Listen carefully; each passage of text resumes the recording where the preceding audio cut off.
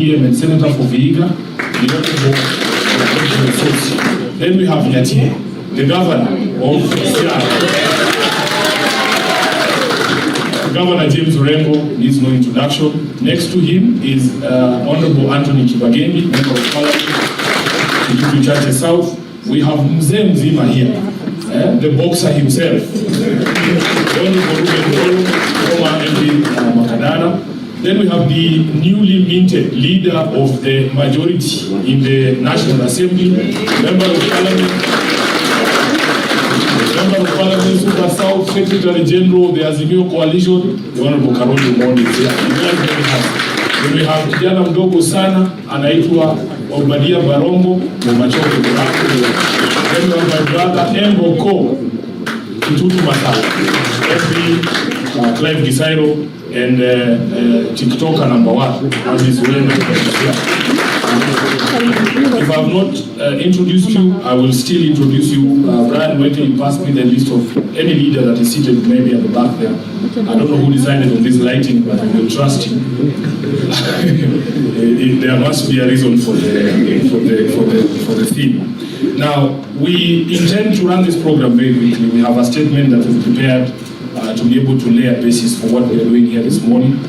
After this statement is done, we will invite one of us to come and take you through the report, and then we will have a bit of plenary discussions, and we would like to hear from you, all of you who are in this room today, if our assessment of the state of the nation reflects your own assessment of the state of the nation. So without further ado, this is the statement by the MWANANCHI leaders on the status of the 10-point agenda and the committee overseeing its implementation. Distinguished ladies and gentlemen, last Saturday, March 7th, 2026, was the day on which the committee overseeing the implementation of the 10-point agenda between our led leader, the Right Honorable Odinga, and President William Ruto was expected to release its final comprehensive report.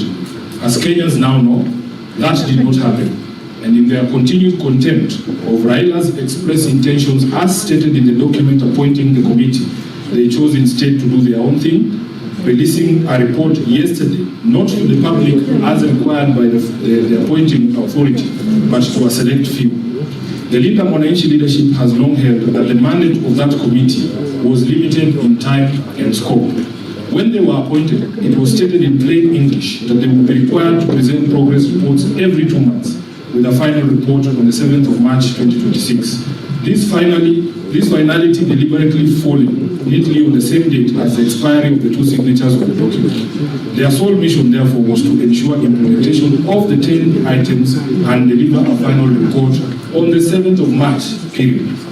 What we witnessed yesterday was a shameful charade meant to hoodwink the public that the MOU had been implemented when it is obvious to all Kenyans that nothing could be further from the truth.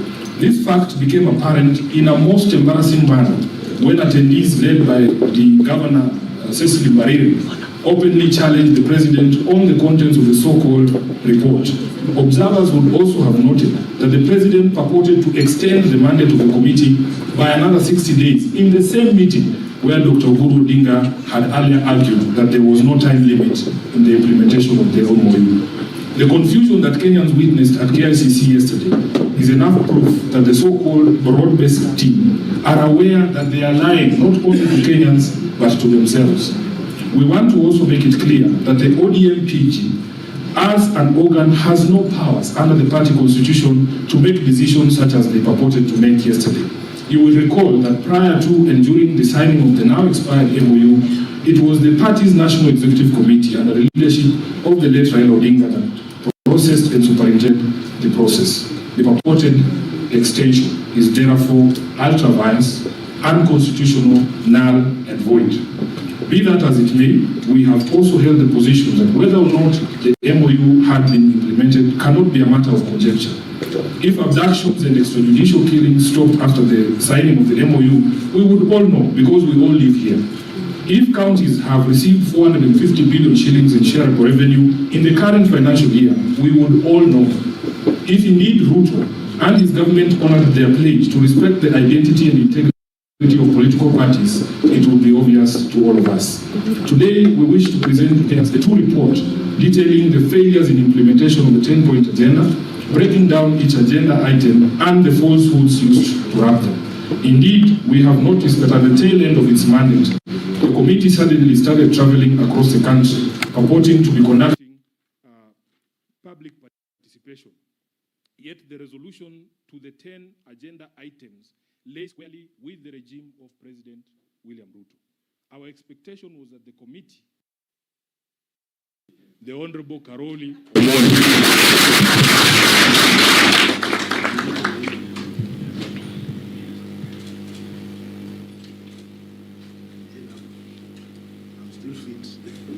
Thank you. Karoli, the meeting has given you 15 minutes to go through the report. Thank you.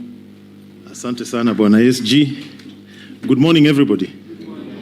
I'm very happy to be here this morning, and I have with me what was launched yesterday here and what we are launching today. And the difference is amazing. Not just in terms of presentation, but in terms of the contents and details. 15 minutes, try and make good use of them. Let me start by explaining why we feel it is important that as Linda MWANANCHI, we must also give a report on the 10-point agenda. First, we are here to defend Baba's legacy. That is why we are doing this. It is so important for us. And I think it is important for Kenya and those who have been with Baba all along in his quest for a better Kenya. This particular document has Baba's signature. So it is important that people get an accurate, truthful, independent, impartial, and correct report on what is being done about Baba's commitment to Kenyans when he signed the 10-point agenda. We are here to make sure political fraud is not committed on Kenyans in the name of Baba. That is why we are here. We must protect Baba's legacy. That is our duty as members of ODM, as members of Linda MWANANCHI, as people who worked with Baba. Secondly, whether it is NADCO or whether it is the 10-point agenda, these documents were made in the name of the people. So there must be a people's report, not what you saw yesterday, a conspiracy of some sort. The people themselves must give a verdict. And what we are going to give here today is the people's report on what they think on the implementation of NADCO and the 10-point agenda. And finally, we all have national values in our constitution. There must be accountability. When leaders make certain public commitments, they must be held accountable. What we are trying to do here is to hold those who signed this to be accountable to Kenyans. So people may ask, how did we get about in compiling this report? What was our methodology? We did exactly what is expected in a situation like this. We had broad surveys, we contacted people by phone, by email, we asked questions, we engaged with the public. What do you think has been achieved on these particular issues? NADCO had 10 points, 10-point agenda had 10 points. So Kenyans have given us feedback. It is this feedback that we are now communicating to the rest of the world so that people can understand this. We looked at government records. We reviewed records in Parliament, which bills have been passed that were supposed to be anchored on either NADCO or the 10-point agenda. We looked at what has happened in the executive. How are they conducting executive business? Are they complying with the 10-point agenda? We looked at the judiciary. What decisions have been made in terms of the rule of law and constitutionalism? And we looked at the reports of other independent organizations, especially those in the civil society like Oxfam and the rest of them. So what we are presenting to you here is not something we just sat somewhere and created. It is a product of a consultative process, a scientific process, and with very good methodology. Now, how does our report relate to what was released yesterday? Let me start by telling you people the joke of the miniskirt. How do you define a miniskirt? A miniskirt should be long enough to cover the subject matter, but short enough to arouse interest. So if you look at what was launched yesterday, it is inimically short on substance. In fact, Mheshimiwa Obadia Barongo and Clive Gisario here was laughing at their report on leadership and integrity. And since we are not propagandists, we are just people who like to give people correct information.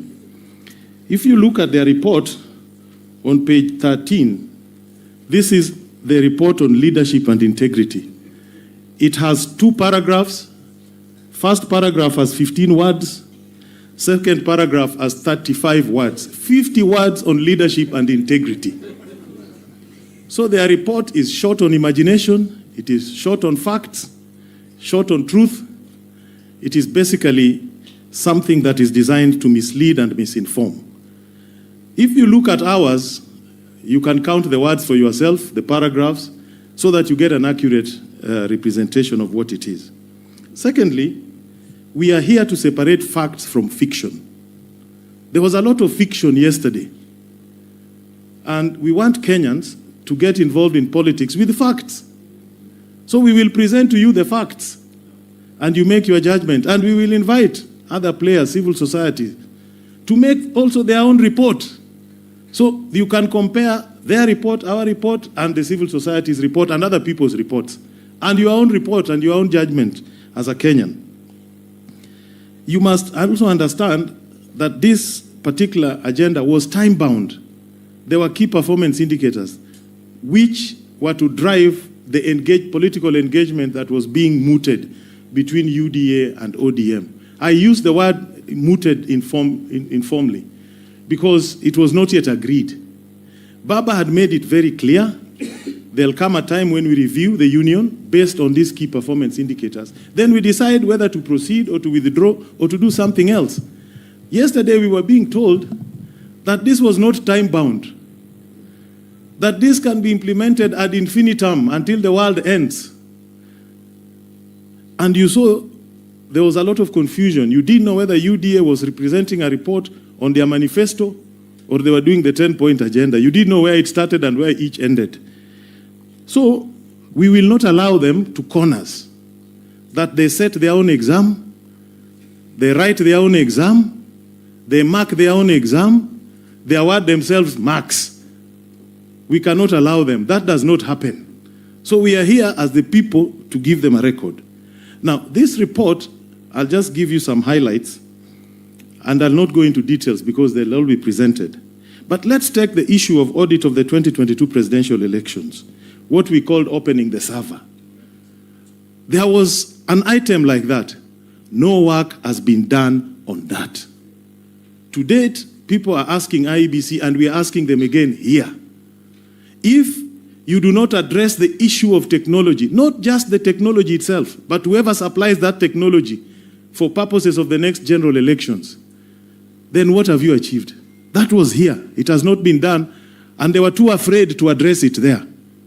Nobody talked about it, opening of the servers. Did you hear anything about that?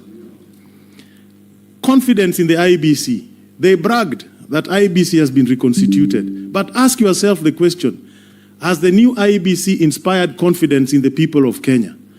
When there are questions on how the selection process was done, when there's ultimate suspicion of close personal and other connections between those who are put into IEBC and those who are holding high offices in government and influential positions even in ODM, there are issues that must be addressed. So we wish IEBC well, and we are going to support IEBC, but we cannot bury our heads in the sand that there are no credibility questions. So we need to discuss these things. The cost of living crisis. They talked a lot about cost of living crisis. But I want to ask you and ask Kenyans, do you feel better off today than you were 3 years ago? That is a question they ought to have answered there. Does your shilling buy you more today or less than it did 3 years ago? Those are the questions that people and Wananchi want to know. We don't want to be told the inflation has dropped from here to here. When the inflation was up here, the cost of goods went up to that point. They've not come down. The incomes have not grown. So don't tell us about inflation, exchange rate, and all those things. The fundamental question, are Kenyans better off today than they were 3 years ago? And the answer to that is no. Compensation for victims of police brutality during demonstrations. It's not been done. We are told there'll be 2 billion. In the supplementary budget, it will be brought to the House. We will pass it. Who knows how they arrived at the 2 billion? Who knows the number of the victims? Who decided that a broken leg is worth this? Who decided that when you are raped, this is a compensation you should get? Who debated those issues? We don't know. The Victims' Compensation Fund has not been activated. We know that. What about justice? What about accountability? Yeah? Where is that question? Nobody talked about it because to them, you beat somebody, you maim them, you rape them, you dismember them, then you give them cash. And then you tell them. And then they made a very curious statement that we need a law to protect victims of demonstrations. Where on earth? The Constitution already guarantees it. We don't need another law. That was euphemism for bringing a law to regulate demonstrations. Yeah? You heard that. So when you look at the report, those are the questions you should ask yourself. Corruption. This government is mute on corruption. They don't talk about it. I challenge you to tell me the last time you had a senior government official talking about corruption. Tell me when. Oxfam's report, in terms of success rate, EACC has the lowest ever since it was constituted in the late 90s, 9% on corruption. They cannot talk about corruption. And I'll give you some basic examples. What just happened recently, which you saw. They leased sugar mills. Didn't they say so? And they told you it will bring efficiency. Did you ever hear of a valuation of the sugarcane that was in the nucleus estate? No. There was no valuation. It is like somebody giving you a supermarket to run full of stock in that supermarket and just telling you, I'll pay you rent for the floor space. Not the stock in the shelves. I hope you're getting me. So they took the nucleus estate of public sugar mills. They are turning it into sugar, selling and getting money. That is open theft. And whoever is doing that, in another 19 months, tutakutana on that issue, because that is theft. It is like walking into a government office and walking out with the chairs. That's what it is. So there are many, many issues. Corruption, nothing is happening. They'll tell you, okay, rule of law, constitutionalism. There is no government in the history of this country whose initiatives have been declared illegal and unconstitutional in the number that this administration has had. Whether they are appointing advisors, illegal. They are appointing cars, illegal. Just go and do a count. No government has had that record. Everything they touch, illegal. This, illegal. That, illegal. So where is constitutionalism? Where is the rule of law? So my friends, we have a lot of work to do, but to basically tell the Kenyans the truth and to ask them that if you truly cared about Raila's legacy, then please, this is not the way to go.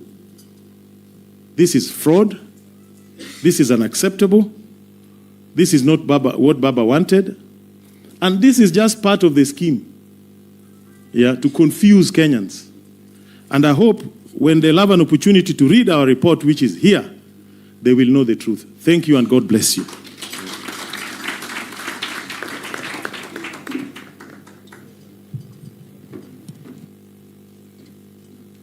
Another round of applause for the Honorable Kaoli Omondi. Now, at this particular stage, we are going to go thematic. We will hear from members of parliament present here, from Governor Orengo and Senator Ososi.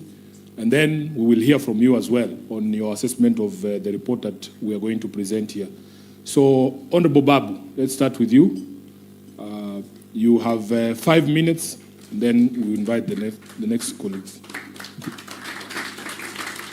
Thank you very much, SG. God is good.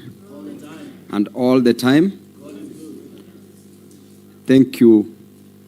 And about the 10-point agenda that was purportedly released yesterday, I want to say that that was just a mere PR exercise. Everything that was released yesterday was all gibberish. It was all balderdash.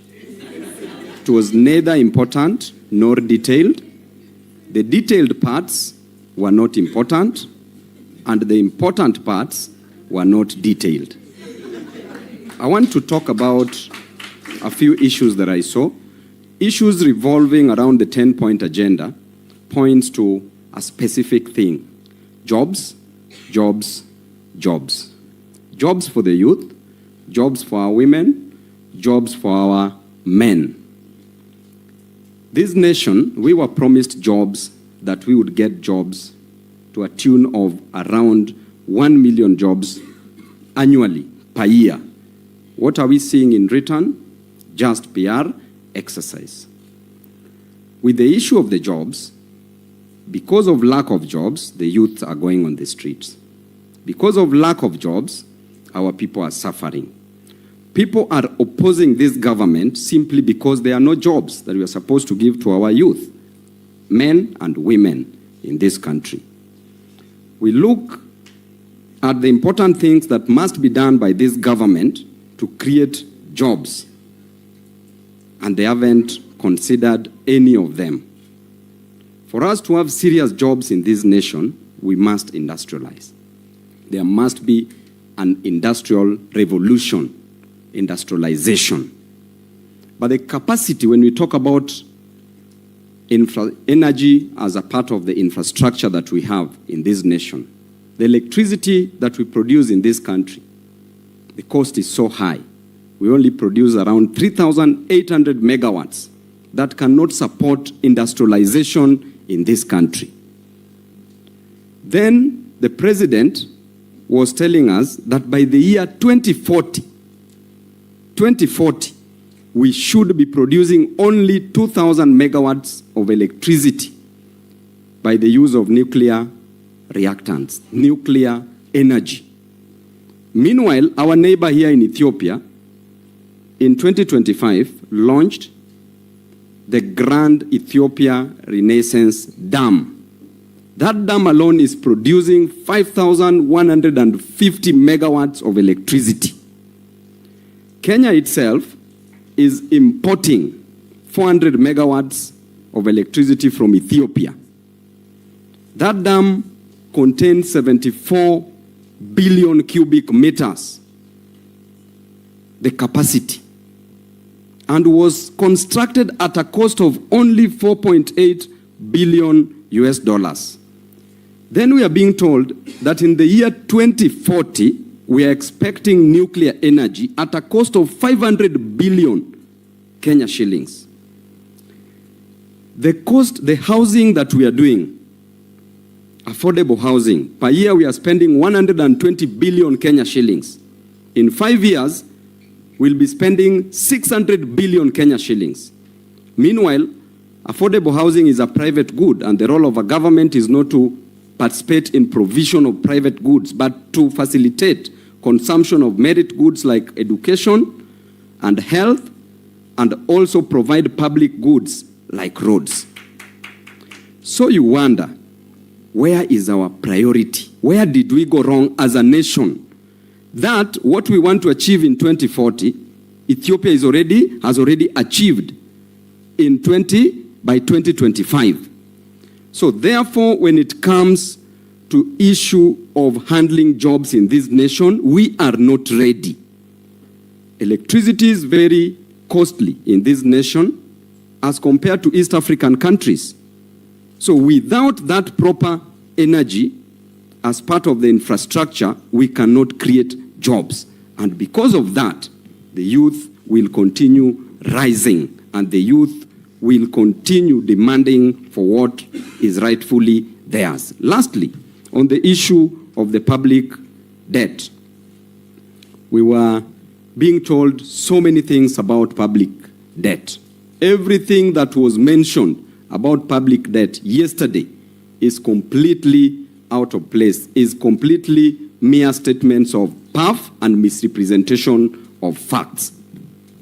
Yesterday, when they were talking about debt, we know very well that our Constitution in Article 229, Sub-Article 4, Paragraph G, gives the Auditor General the mandate to audit the public debt. And it states clearly that every 6 months after every financial year, the Auditor General shall audit our public debt. What happens in our nation? The system, the government, does not allow the Auditor General to audit our public debt. What is happening in our public debt? Right now, we have a debt of 12.3 trillion Kenya shillings. Out of that, 6.8 trillion is the domestic debt. Then 5.5 trillion is the foreign debt. Then every year we are paying 2.3 trillion as debt. The problem is not taking a debt. We all know all this from the economists who are here, that a debt is not a problem. But what you do with that debt is what is the problem. We borrow money for personal consumption. We borrow money for recurrent expenditure. We borrow money to loot as a nation. And the moment you loot that money, that debt becomes unproductive debt. The debt that we have is not productive. And therefore, we are not even creating jobs, because the moment we make the debt be productive, then we shall be creating jobs with that debt. A child born today in 2026 is born with a debt of 200,000 Kenya shillings, approximately. Therefore, where are we headed as a nation? Because we are still going to borrow more money just to waste. And therefore, my scorecard on a scale of 0 to 10, I want to say that the government has scored -1. Thank you. Thank you, Honorable Babu. Honorable Undo, 5 minutes, please, so that we can engage the... Thank you. Thank you, ladies and gentlemen. When I listened yesterday and what I read yesterday, it was a sad day for Kenya. It was a sad day for the followers of Raila Amolo Odinga. It was a sad day for Raila Amolo Odinga, wherever he is. What I saw yesterday was actually praise and worship of the king at State House. It's such a shame that ODM leadership can stoop that low to go and praise the president for doing nothing. I do not know what they have been fed on since Baba Raila Amolo Odinga departed on the world. Let me focus on the economy issues. They keep on gloating that the economy is expanding, the economy is growing. But truth be told, the Kenyan economy has remained stagnant all the 3.5 years President Ruto has been in the office. When you look at the statistics of the Kenya National Bureau of Standard Statistics, clearly indicates nothing has changed.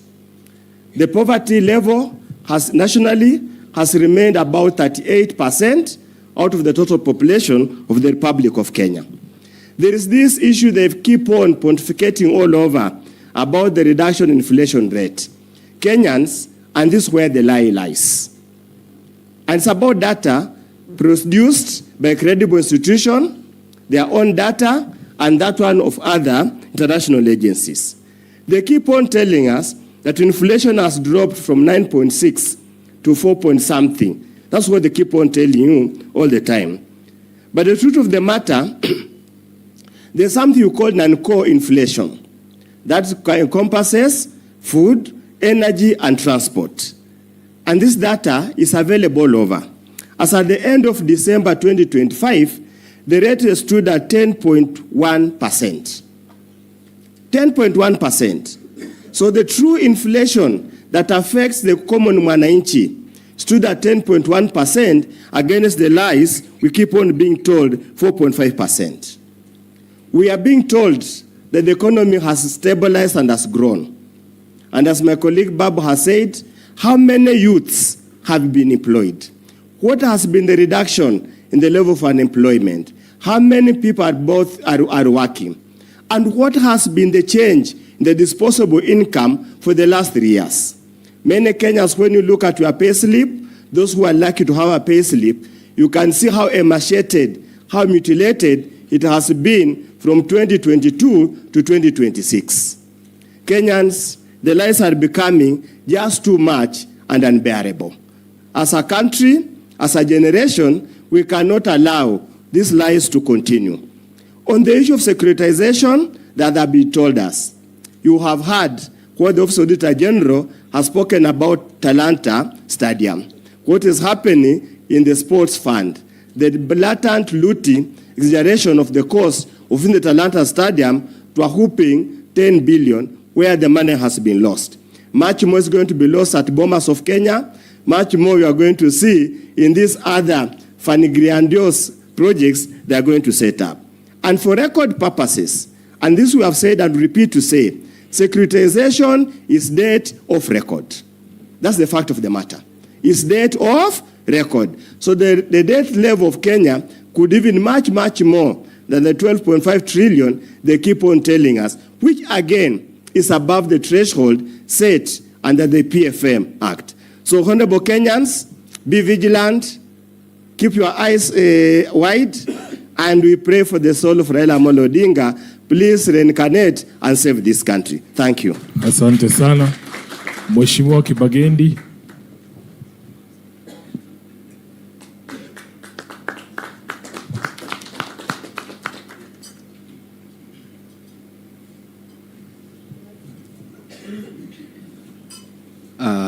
Thank you, my SG. And I'm indeed proud to be associated with this wonderful team. People who truly mind about our country. I would like to speak initially on issues to do with the in the 10 points agenda. One of the issues we wanted tackled is the issue of protection of rights to assembly. You realize we are in political competition, and we need to have what I can call a dignified political competition. We, however, have realized each time we try to assemble, or each time we have a rally or a function anywhere in the country, this fearful legion of looters have continued to try and disorganize us. They even send goons to our meetings. And this has happened not just to our team, any other kind of assembly of other politicians, including the United Opposition, for which we would like to tell this regime that it is high time on this particular one. We are giving you, like Babu Owino said, -1. For me, I'll give you 1 on the protection of rights to assemble. The other thing I would like to talk about is corruption. And focus for me will be around the Ministry of Health and SHA. You realize this is an area I've given a lot of attention, and you have seen me even at one point have a very intense altercation with the architect of corruption in that ministry, Honorable Duale. Honorable Duale constantly plays politics with the people of this country. You have seen the Auditor General has given reports not once, not twice, whereby lots of money have gotten lost from SHA. And I'm here to tell you that I sit in the Health Committee, and I can confirm that we have a problem. We have a problem in the Ministry of Health, from personnel management all the way to how SHA is being run. We have what we call conflict of interest, particularly from the same architect of this looting, who is one of the chief suppliers in KEMSA. He is a provider of the system that has totally refused to work in SHA. And they are the people who ensure hospitals that do not exist or hospitals that do not offer services are the ones that are paid first. You know, this regime is allergic to truth. And that is why when I said the other day that Parliament has been auctioned, and I'm saying it here again, and those who have a moment, please talk to Honorable Tangula, Senior Counsel. I saw Honorable Tangula go when you are having the LSK elections. The gentleman does not even realize he needs to have a practicing certificate to be able to vote. And he's here coming with what I can call Bukusu Diskomatanga rules to use them in Parliament for issues, things I've said outside Parliament. We need to have a Parliament that protects Wananchi, a Parliament that fights corruption. We have a Parliament that is enhancing corruption in this country in the sense that they have aided the executive to do the wanton looting that you are seeing today. My colleague has spoken about the stadium, Talanta Stadium, and many other projects. And recently, again, on corruption, believe you me, Parliament handed over an opportunity to the executive to a point of, is it 5 trillion Kenya shillings? They call it infrastructure fund, but I call it pocket money for them to use in the coming election. But I believe Kenyans understand and know what they actually want. The other thing I would like to talk, before I finish on corruption, and that is why I'm asking Kenyans. On the issue on Ministry of Health, we need to go hard, particularly on this CS, Adan Duale, who keeps chest thumping, that is the one who gave the EACC CEO the job he has today. He gave the job, you realize they are kinsmen, and the person who is at DCI, and hence you realize EACC is busy being used to deal with politicians who do not agree with this regime that is allergic to truth. They recently sent me a letter, SG, to my NGCDF because I do not agree with them. They sent a letter to the fund manager, and they are not specific, even on the specific project they want to look at. They are on a fishing expedition, and it is Duale who is instigating this. It is Duale, and it is because I will continue. I will not be intimidated. I'll continue talking about the corruption in SHA. We will not stop. And I'm calling upon Kenyans. It is high time, including the TikTokers, let us aggressively pursue this issue of corruption in SHA. Now, to finish, I've heard the president throw around numbers about the number of people that have been employed in government. 1 minute, he says there are 250,000 people employed in Mjengo, as if every Kenyan is a fundi. He again goes on to say he has exported close to 400,000 young people to work, particularly in the Middle East. But one time, together with some journalists, we decided to do an audit of the number of people who have actually exited this country to go abroad for work. Because when you go for work, you get a work visa. The number does not get to even 89,000. It is about 88,000 plus a few hundreds. But we keep allowing, and particularly to the media, we need to be more concerned about these numbers. Let us ask them to show us how many people have actually gone to Saudi Arabia, how many people have gone to Dubai, how many people are in Qatar, so that we get the right numbers. We should not allow this regime to continue lying to us about the number of people who've been given opportunity to work, whether it is locally or even abroad. I truly appreciate this opportunity, SG, and let us continue. Let us ensure we are fearless and we must confront this monster. Thank you. Asante sana. There are 2 more members of parliament who will speak. Then we go to the next category of speakers. I will have the Honorable Barongo come on stage, please.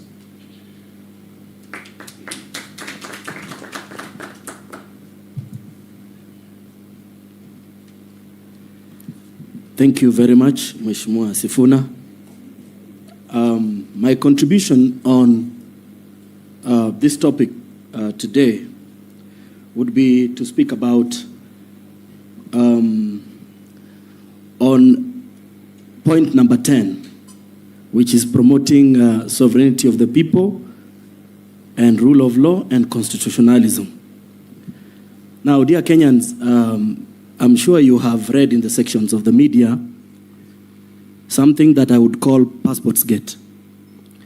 Kenya has been able to issue a passport to a gentleman related to a war general in a neighboring country.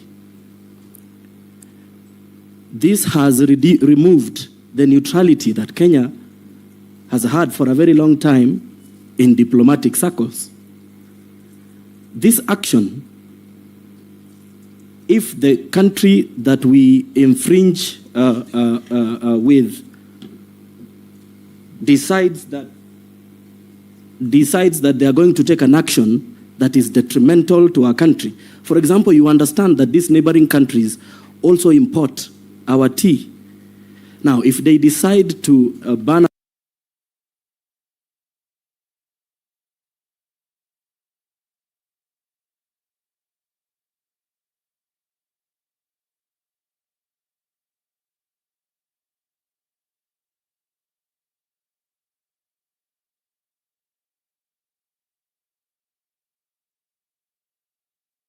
left alone, and the neutrality that we for a long time enjoyed will disappear.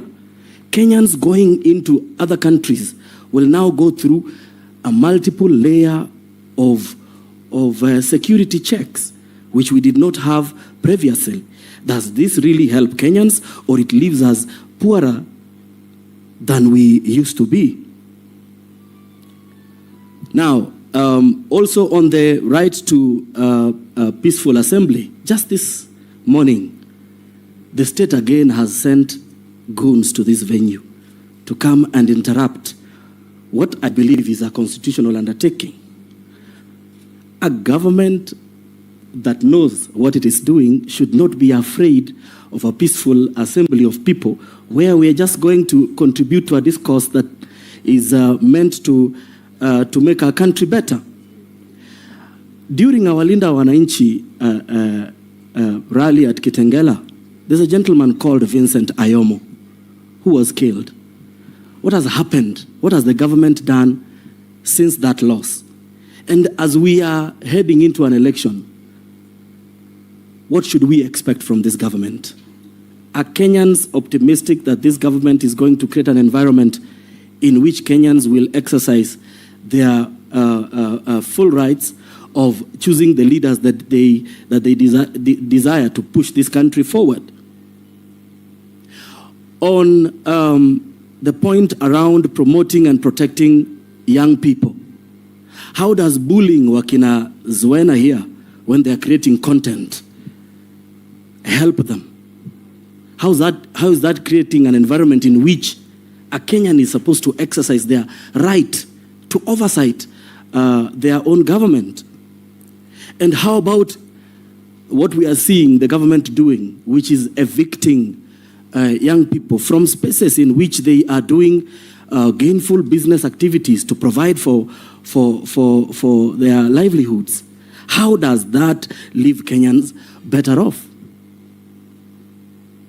What we are seeing here and what we saw yesterday is a government that is engaged in self-glorification, is a government that is out of touch with the reality.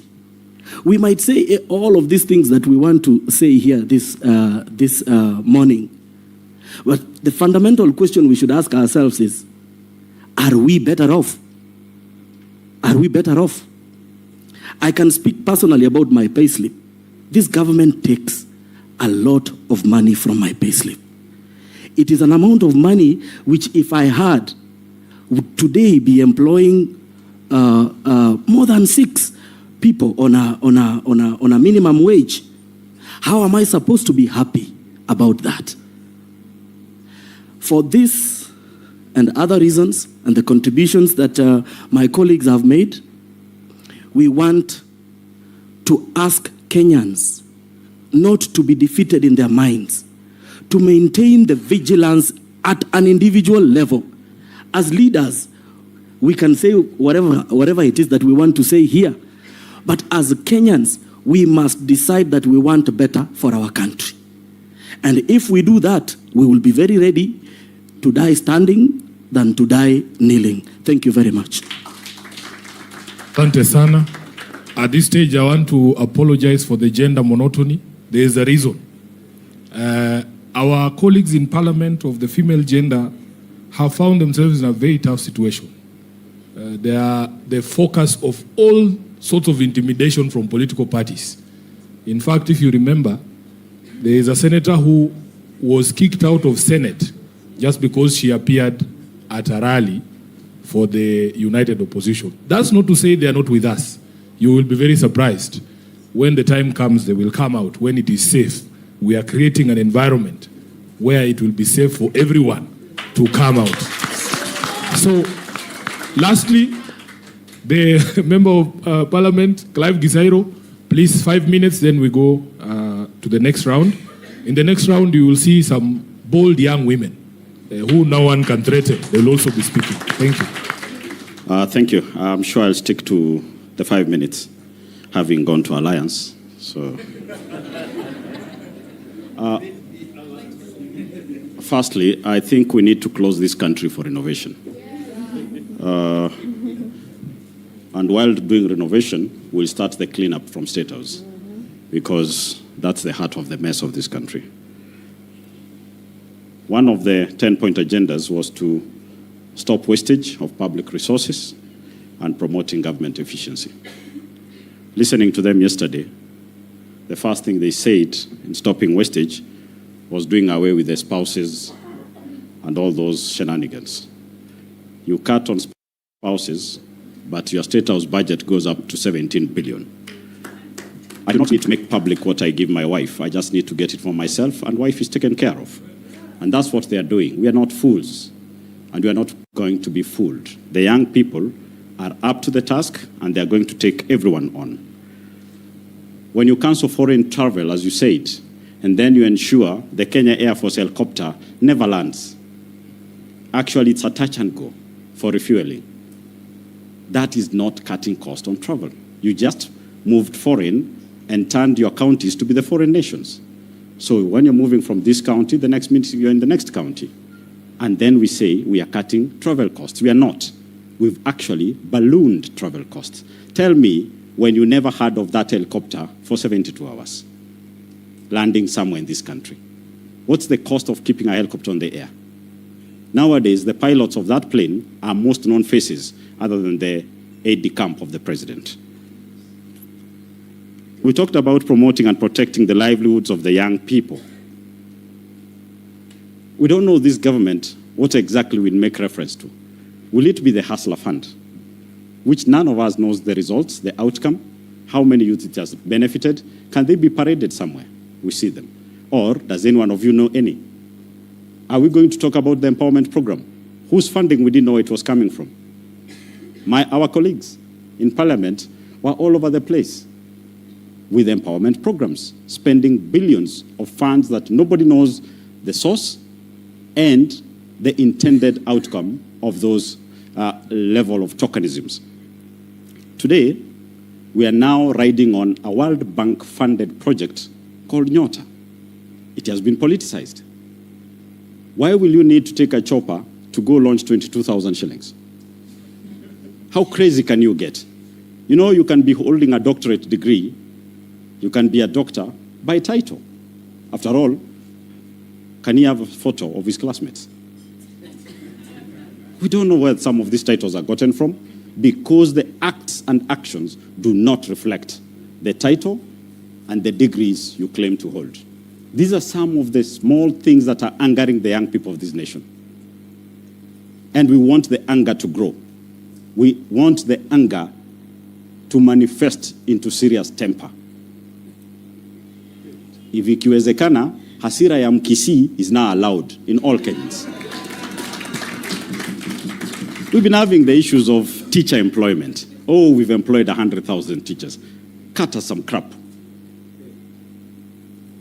While the CBE or CBC, whatever the name is, was formulated over 11 years ago, that is when those teachers' opportunities were created. Because junior school was going to be there, you like it or not, and teachers had to be employed. So stop riding on things that were automatic. Even if we were to have a madman in that house, I'm not saying the one who is there is not mad, the same thing was going to happen.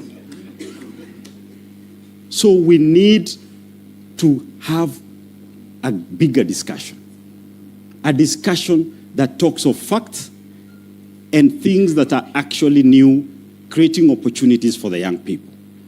Yes, Talanta Stadium is good. But where will you get the talent to go to that Talanta Stadium if the stadiums in the villages are not anything to talk about? In my own county, we don't have a single stadium. So how do I promote and donate someone to come to play at Talanta Stadium?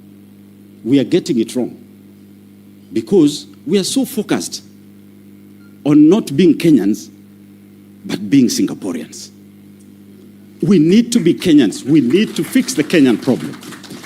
For those of us who want to be in Singapore, nowadays, if Singapore Airlines does not land in JKIA, we'll get it some hours to land there, pick some of them and go. When we're talking about protecting and strengthening devolution, they don't even know the number. They launched and said in the shareable revenue this year, they're going to get 450 billion. While I sat in parliament, it's 420 billion. How do you get it wrong with 30 billion? Hata kama hesabu ilikushinda daktari. 30 billion is quite a big gap to get it wrong. Next time, get it wrong with 2 billion. And on the same thing on devolution. Choose whether you are national government or county government. Our governors are being coerced to get into agreements, into marriages that are actually not healthy. We've seen the national government going to launch things that will be done by county governments, not just what you saw about Nairobi. Now, I was in the same year with Sakaja, and I get embarrassed sometimes. But we keep praying for him, that he gets some strength to be able to stand. Otherwise, another governor is coming. I can see him here. Someone with some steel balls to take charge some of these things. The infrastructure fund that they are clearly pushing through, you know, the project is supposed to be identified. If you look at the bill, taken to some board, go to cabinet, come back to parliament, and then the whole thing is actualized. Yesterday already, Mr. Board, Mr. Cabinet, Mr. Parliament already allocated the funds. He said 15 billion to the airport. He's already allocating the fund. He's already ahead of us. And that is why this country will not go anywhere. Because the advised is the advisor. He's the implementer, he's the oversight. I pity my colleagues who've chosen to be in a great choir that sings more praises than they do on Sunday and Saturday. I pity you because you do not represent these people. And we'll stand. No one should tell you that we'll be cowed. No one. Sisi tuko tayari. We live by that spirit of Baba. Sisi tuko tayari. Thank you very much. Asante sana. Makofi ya Mheshimiwa Clive Gisairo. I think he has spoken very well. Before I call the next speaker, I just want to recognize a few leaders who are in the house. Kennedy Odhiambo Odis, thank you very much. Ahmed Khalif Amedo. Simama watu wakuone pa. Tom Madanje yuko wapi? Thank you sir. Mheshimiwa David Ayoi yuko na sisi hapa. Mheshimiwa Caroline Mayunzu yuko hapa. Kijana mdogo Brayo Yobra yuko hapa. Nimeambiwa Paulino Woko yuko somewhere. I have not seen her. Can she stand? Oh yes. Thank you for coming. The TikTok buddy is in the house. She'll come on stage kidogo aongee. Mheshimiwa Alex Matere is in the house. Kennedy Akidiva yuko hapa. Nimeona chairman wa ODM Nyandarua County. Anaitwa Dickson Manyara. Kuna chairman mwingine? Haya, kuna student president hapa wa UN anaitwa Valerie Sitawa. Mheshimiwa Rais, karibu sana. Chairperson wa ODM Young Captains utafutwa leo, Juliet Osundwa yuko wapi? We want, hawa ni wale hawezi kutishwa. Wale watu hawezi kutishwa wako hapa. Asante sana. Haya, kuna UN Young Captain Student Leader Ian Brandon ako hapa. Karibuni sana, asanteni sana. There are more names I'm being given. Youth leaders wetu wa ODM naambiwa wako hapa, ndio wanadumisha amani. Jaribu kuleta mchezo utajua ujui. Haya, tusikize Mheshimiwa Senator Osotsi, Senator wa Vihiga, ambaye pia ni Deputy Party Leader wa chama cha ODM. Karibu sana.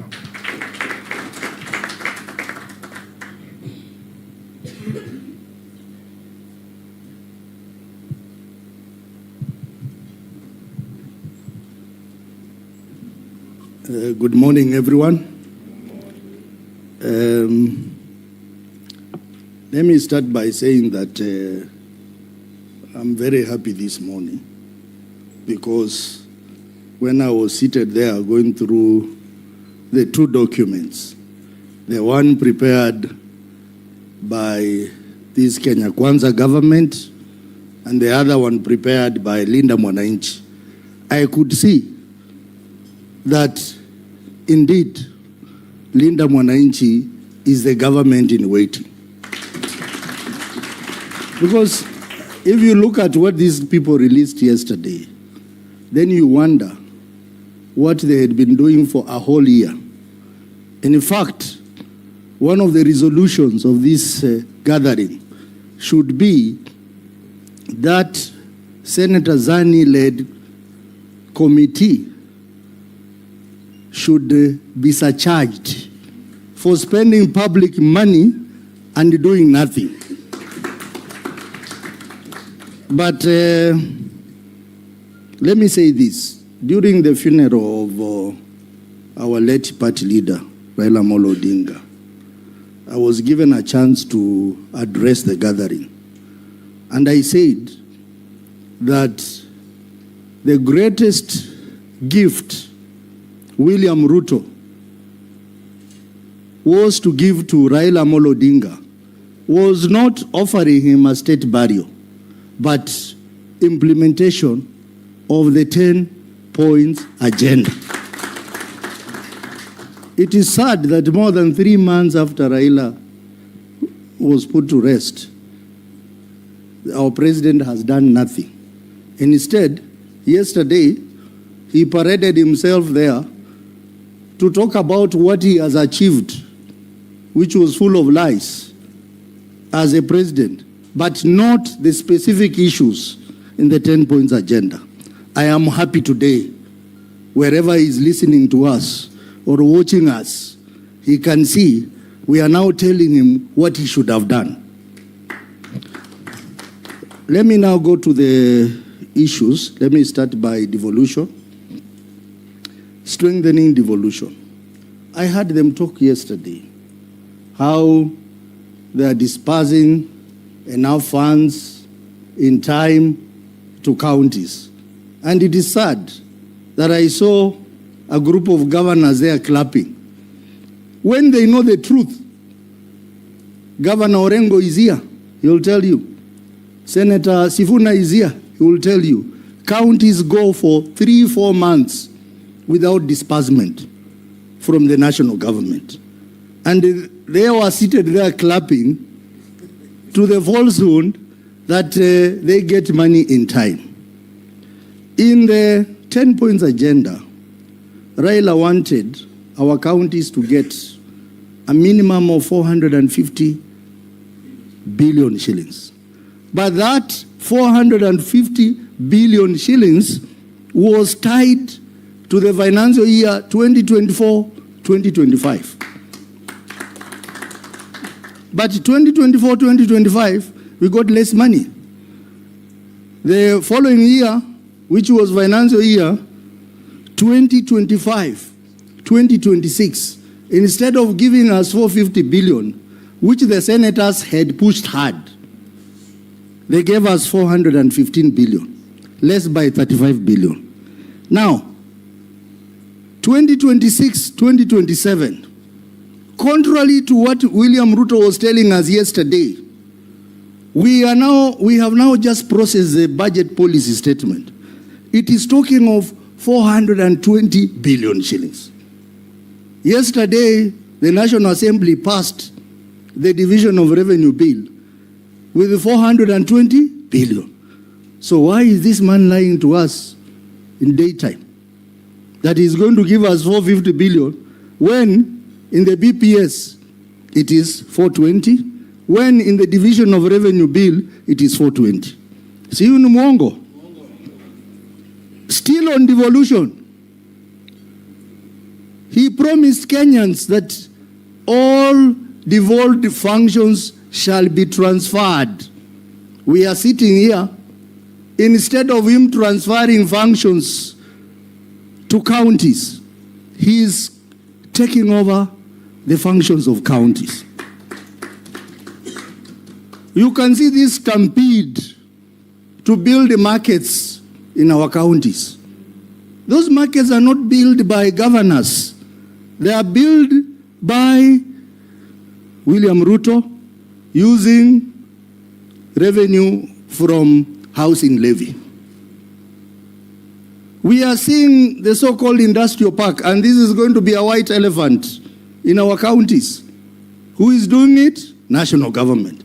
So we are far off from implementing devolution. And in fact, devolution has suffered under William Ruto. The other issue is on electoral justice. And this was one of the issues identified in the NADICO report. And it was very clear. And you remember we went out to protest to say, open the servers. Open the servers. NADICO recommended that we have an audit of election systems.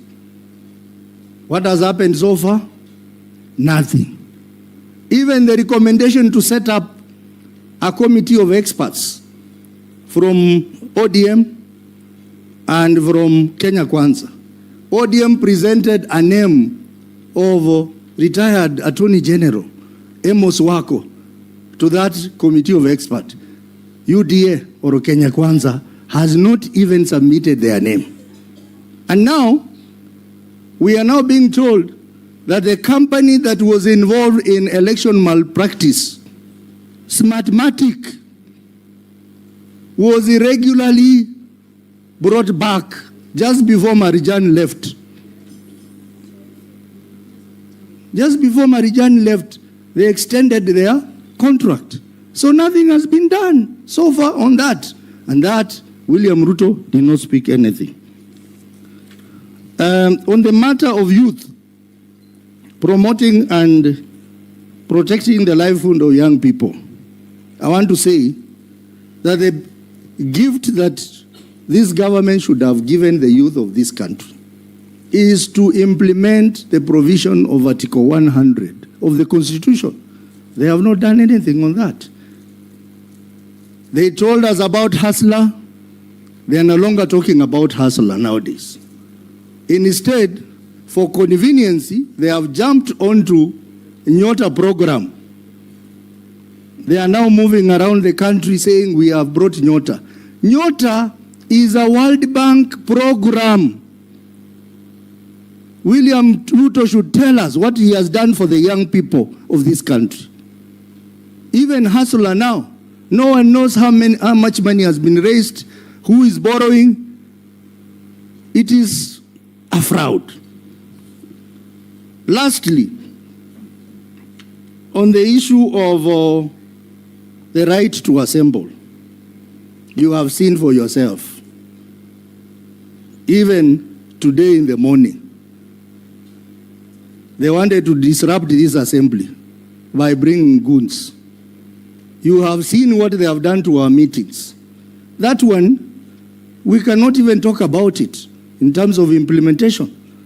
Because now even this government is now relying on goons to deal with the political opponents. And this is how Haiti started. And now Haiti is a big problem.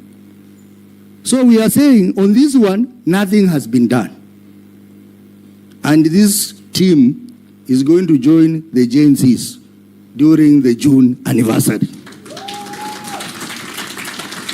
Now, on the issue of compensation of victims of police brutality, I want to agree with Mheshimiwa Omondi that how did they arrive at an arbitrary figure of 2 billion?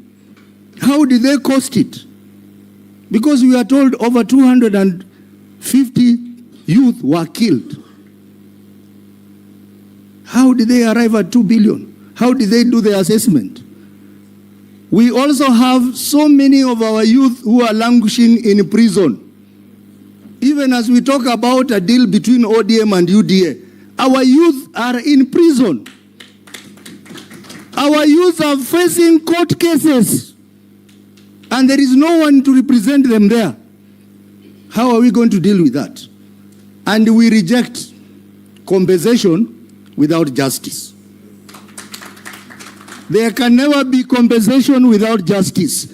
What happened to those police officers who killed our youth at Parliament? Police officers who killed our youth during Azimio demonstration. Some of them are known. What happened to the police officers who were involved in extrajudicial killings and abduction? The deputy IG, whom they said they had suspended, is back in office. And he was involved or accused to have been involved in the issue of Albert Ojwang.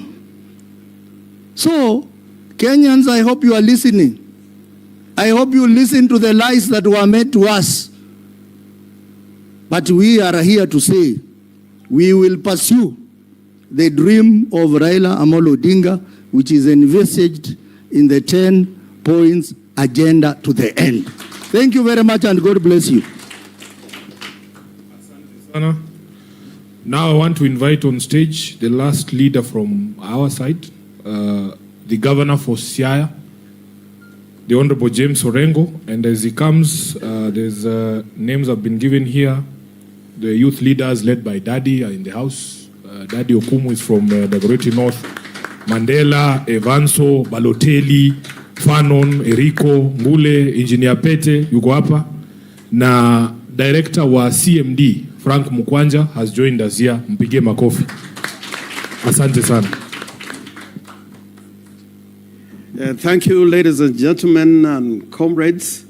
I'll be very short, and I don't intend to look at any particular subject in the 10-point agenda. But I want to begin by saying this. This document that was released yesterday is a fraud. This document is a fraud.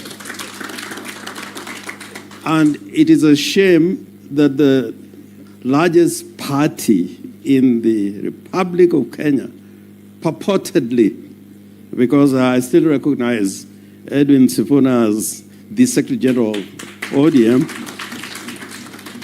not still, but the Secretary General of ODM, with state power and all the resources. They even lack the content to fill the